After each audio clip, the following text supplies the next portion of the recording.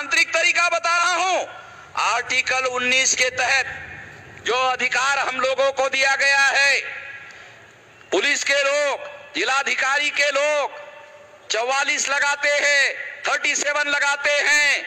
मैं जिलाधिकारियों को चेतावनी देता हूं कि ये ब्रिटिश लोगों का बनाया हुआ 37 और 44 है, ये आर्टिकल 19 का उल्लंघन है।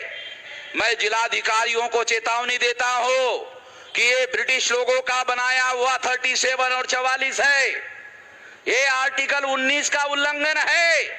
बराबर है? वकील को पूछो।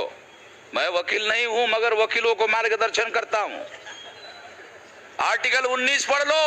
मौलिक अधिकार है संगठन बनाने का, संचालन करने का, आंदोलन करने का मौलिक अधिकार है।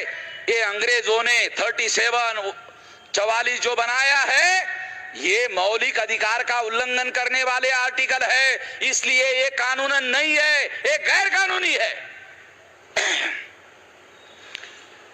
कलेक्टरों को लिख कर दे दो, संविधान बड़ा है, ब्रिटिश का कानून बड़ा नहीं है। 26 जनवरी 1950 को संविधान लागू हुआ और अंग्रेजों के जो इंडियन पिनल कोड के आर्टिकल है, वो अगर मौलिक अधिकार को कॉन्ट्रडिक्ट करते हैं तो वह गैर कानूनी है। इसलिए आपको 37 और 44 से डरने की जरूरत नहीं है, उसका उल्लंघन करो क्योंकि वह कानूनी नहीं है। मगर हमारा आंदोलन मौलिक अधिकार के तहत, आर्टिकल 19 के तहत, संविधान के मौलिक अधिकार के तहत है और ये किसी के बाप का दिया हुआ अधिकार नहीं है। हम कह सकते हैं हमारे बाप ने दिया हुआ है, बाबा साहब अम्बेडकर का दिया हुआ है। ये किसी के बाप का दिया हुआ, ये गांधी का नहीं है, ये बाबा साहब का है।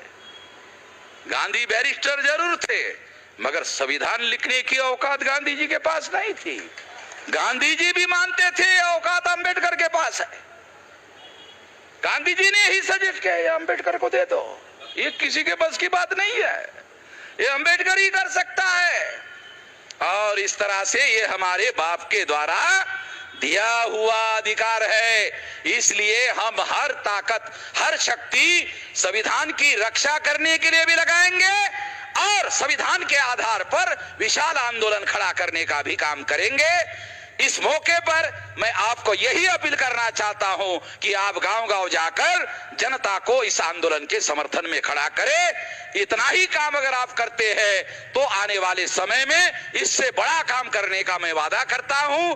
मैं मंत्रियों की तरह कोई वादा नहीं करता हूं, मैं समस्या का समाधान करने का वादा करता हूं। धन्यवाद।